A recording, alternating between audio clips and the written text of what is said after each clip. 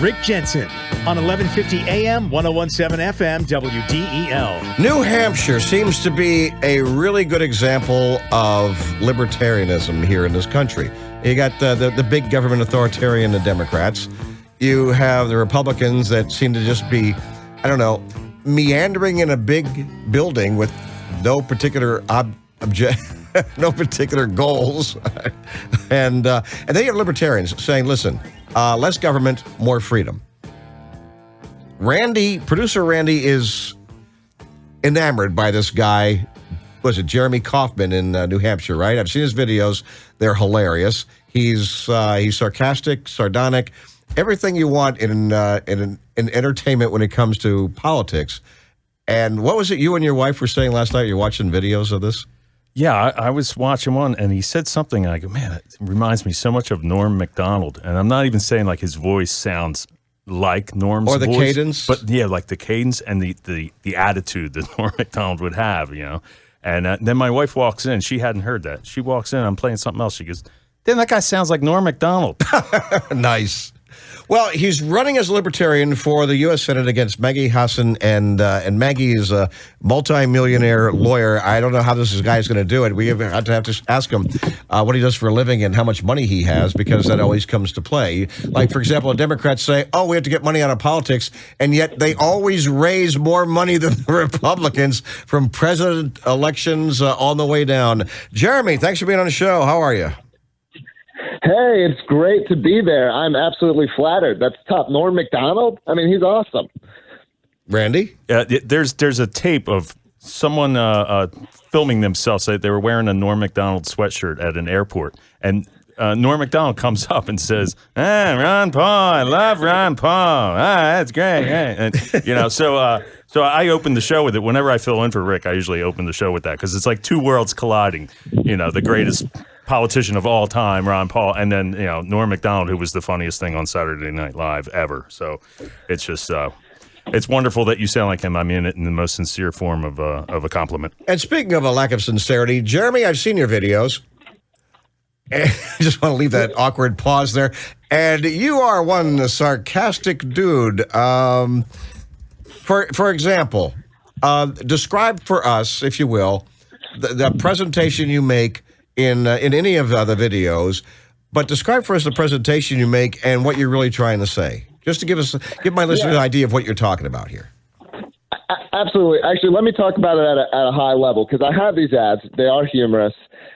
Describing a joke is tough. It doesn't always come across right. And I hope I'm not disappointing you in that I'm actually a serious candidate, you know, who has real positions. You know, I'm a tech entrepreneur. I manage a team of 30 people. I have fought for liberty and freedom my entire life.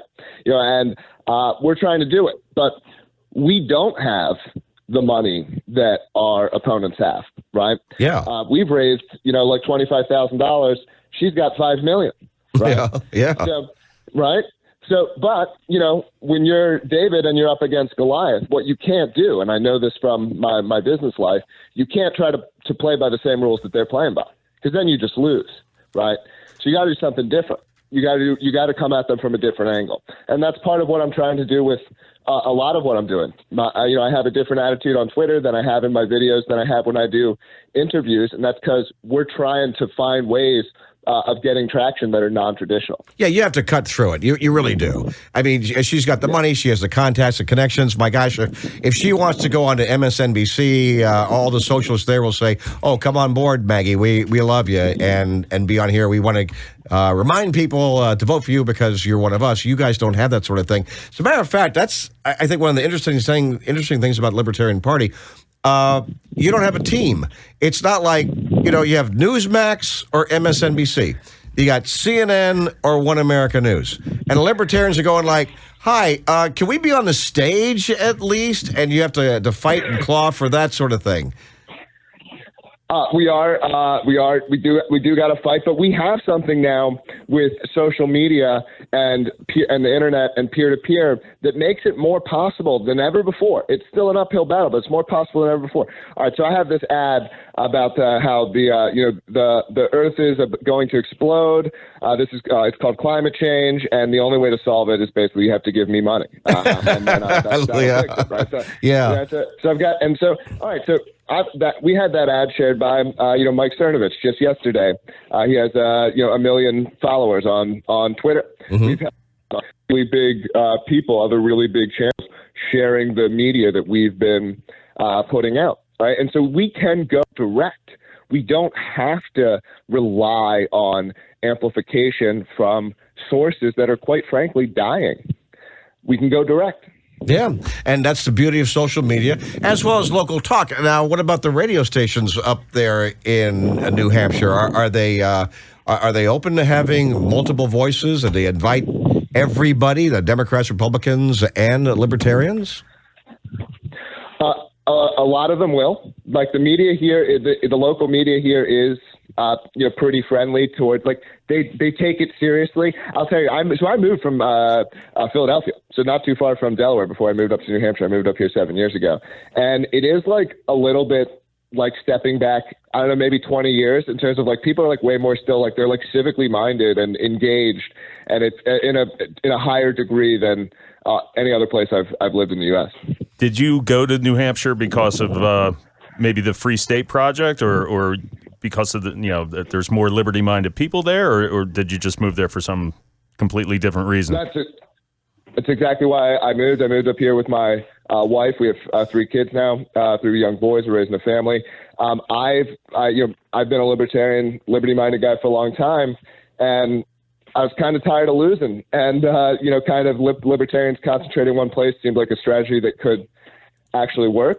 It feels like it really is working. We have free staters. There's like 40 elected free staters in the state legislature, cutting taxes, cutting spending, stopping COVID tyranny, like all, everything, doing it. Freest state in the country by people who try to rank this stuff. Yeah, you mentioned the man-made global warming and how you're mocking that and stuff like that. But I think there's some good news there, and I know one thing that a lot of libertarians are in favor of is term limits. I don't know if you're like that as well, but understand this: Democrats say that the world's going to end in 8 years, so there's your term limits, right? Yeah, right. Yeah, I think my ideal term limit would be 0 years, so just no terms. Yeah. I don't know if we're gonna get. Yeah, I don't know if we're gonna get there. But it is. There's a real community. Here in New Hampshire, it's different. So for like people who are liberty minded, I recommend come out for a vacation, come check it out, come to Pork Fest. It's a really. Have you guys ever been up here? No, and I am seriously very, very tempted to move there, and I have my house, designed the way I want it, because I've been there 32 years. But I really am super interested in moving to New Hampshire just because of the libertarian aspect, and that there's a possibility they could secede from the nation, and then I wouldn't be. I did this radio gig, and then I go out after the radio and I cut lawns. I own a lawn cutting business to make money, But I feel like if I go cut 10 lawns today, the first 3 I'm cutting for taxes. I don't even get to keep the money from the first 3. 105 degrees out, covered in poison ivy, getting stung by bees. I hate doing it, but I'm doing it to make money, and I'm tired of giving away a third of my income for them to just hand it over to Ukraine, which is just a big money laundering outfit, and just all this utter nonsense. And $1 billion in food for the Middle East, as Joe went over there to beg for oil, and he failed. In fact, the foreign minister said, no, Khashoggi, he accepts everything the Crown Prince says. Yeah, Joe's got no problem with that. Joe said, I faced him down. And the foreign minister says, no, he didn't, not so much. And he begs for oil as opposed to taking the invitation for the oil producers here in America saying, come visit our refineries, see what we need. Hey, let's relax some of these regulations. And instead, he travels 7,000 miles and puts on this huge carbon footprint that he complains about by traveling overseas. And says, here's $1 billion in food for you guys. While meanwhile, if you want a lamb shoulder here, it's $8.49 a pound. It's insane. So here's what I want to know. Jeremy Kauffman, New Hampshire, you run for Senate. Let's say that you win. What would be your foreign policy that you would be fighting for there in the Senate? So absolutely not spending money on any of these foreign affairs. As Ron Paul said, foreign aid is a tax on poor people in America to benefit rich people abroad. So I'm for cutting it, slicing it as much as possible. On national defense, I'm similarly for scaling it back substantially. I do think one function of a federal government is to keep us safe and protect us, but that should be an entirely defensive force. So this $1 trillion boondoggle, as I look at the F-35 Strike Eagle, would you get down into the weeds of this and say, listen, we need to cut specific spending, or would you just look at say, okay, we need across-the-board cuts? I'm certainly the kind of guy who can get into the weeds. I'm a very technical person. I have multiple science degrees in science. And I have an ability to do that kind of detailed work. I am not going through the military. I have not gone through, just being honest, I have not gone through the military budget, in that kind of detail. But I know that there's no need to be spending so much money because we're using so much of our military forces in aggressive manner that doesn't need to be done. And it's a welfare program as well, quite frankly, for a decent contingent of it. I think you actually, out of anyone running for the United States Senate, you, as a libertarian, you have the greatest chance of winning. It really could happen. I mean, I think nationally, if there's any national Libertarian Party money, and I tweeted this back a month ago, we should put all of our eggs in one basket, we as in libertarians, and support you running, because I don't know if they have any kind of stats on the percentage of libertarians in New Hampshire, but from what I understand, logic would tell you it's probably the highest percentage of libertarians per capita than any other state. So you could actually win this thing. And why would the Libertarian National Party, if they have any money, spend one penny running a libertarian against Massey? Like, I mean, he is the perfect libertarian, but I mean, I know he's an elected Republican, but he is, why would you waste any effort whatsoever running a candidate against Massey, or even Rand Paul for that reason? Put all the money in the fact that you could be one of 100 of the most powerful people on earth if we really focused on you. So, I mean, so I'm 100%. I'm 100% with you on this stuff. National supported my campaign already, though. I do want to be clear that they have done that. I'm really appreciative of that. And a lot of this isn't national, at least the current national, fighting the good people, because I agree that you shouldn't be fighting. You shouldn't be doing that. These people should be our allies. Let me jump. The Libertarian Party needs to have the app. Yeah, go ahead. No, because I think you made your point very well there, but I want to jump in with a little bit of presentation advice. I don't know what's going on there, but either you're breathing into the phone or maybe you're in the car and there's wind or something, but I'm just going to ask if you be mindful of that, because I want to hear what you have to say, and I don't want to be distracted. So, fair enough. Okay, Thank you. Speaking of freedom and being in the weeds, I notice some things happening in this country that are truly violations of people's rights and their privacy. A lot of folks have these Nest phones, the Ring phones on their businesses, their homes, and things like that. And there seems to be a trend around the country that's starting, believe it or not, in San Francisco. People don't think of San Francisco as being, a center of authoritarianism, but it really is. And there is this extraordinary authoritarianism that comes from the left. People don't believe that, but it is true. For example, right now, the mayor and members of city council in San Francisco are debating a bill that would allow the police to simply access, without warrant, people's front door Ring phones, whatever kind of video phone you got, also at clinics and at businesses, in what they might call an ongoing operation, and we have to surveil what's happening in the neighborhoods and just access without asking, without any warrant. And I'm looking at it and I'm thinking, like, maybe younger people grew up at a time where they feel comfortable with this, but it's an extraordinary violation of people's rights. And I just want to know if you're aware of this, and if you believe that this is something that needs to be addressed at the level of the U.S. Senate. So I think that's reprehensible. especially because it's even if you're someone who supports it, why do you want to force that on someone who doesn't want it, who doesn't want to share their camera? If you want to share your camera with the police, go ahead. That's something you already have the right and ability to do. And a lot of people would do that voluntarily, quite frankly. However you might feel about that, a lot of people would do it voluntarily. Sure. And but I'm a very pro localism, even for things that I would disagree with, because that's how I want people to treat New Hampshire. So to me, I've got to have that. I've got to treat others the way I expect to be treated. That's a basic role of being a good person, right? Yeah. And so if I want people to leave New Hampshire alone, then I've got to leave other people alone. So San Francisco, I don't want the federal government to be controlling what happens in San Francisco. I want the federal government to be getting as small as possible and to be letting different states and different regions and different municipalities and individuals get as close to the individual, of course, as we can, but you can't go purely where there's no pure individualism either. Give people choices. So Randy's thinking that, hey, New Hampshire should secede for the nation. It'd be wonderful, like to live there. And I'm thinking that's the wrong thing to happen because we want more positive influence in Washington, D.C. and around the country. I just want you to get your reaction to that.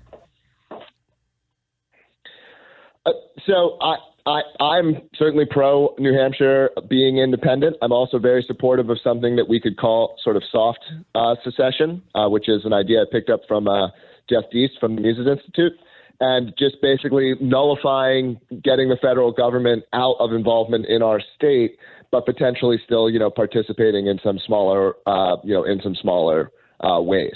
And but to be honest, and I'm sorry, Delaware listeners, but I'm going to admit to my selfishness here. I'm very New Hampshire first. So that is what I'm always going to be making my choices for. America first? No. New Hampshire first. That's where we need to go. Delaware. Yeah. Look, Delaware has already infected this country with Joe as the president. I mean, we've done all the damage we can, I think, or should be allowed to do. Yeah, I know. Randy, I'm not a collectivist. So I can't shade. I'm no shade, Delaware. Like, Biden is not your fault. He's not. Oh no, that's okay. And I feel this way. I feel like this is like your kid brother thing. Like, I make fun of Joe Biden. I have for 22 years, and he was a senator and all that. But you pick on him. Hey, that's our Joe Biden. Only we can pick on him. Randy, I know you got some more questions for you, Jeremy. Yeah. Jeremy, on your Twitter feed, you are a builder at library.com, which is LBRY. Now, I haven't been on that yet, although I did watch a piece. Stossel did a piece on it months ago, and I was quite intrigued by it. And after the show, I'm going to get on it today. Now, is that some sort of competition for YouTube, or is it entirely different? Can you tell me a little bit about Library? And I do have a technical follow-up question to that. I post some stuff on YouTube, and I recently had a video.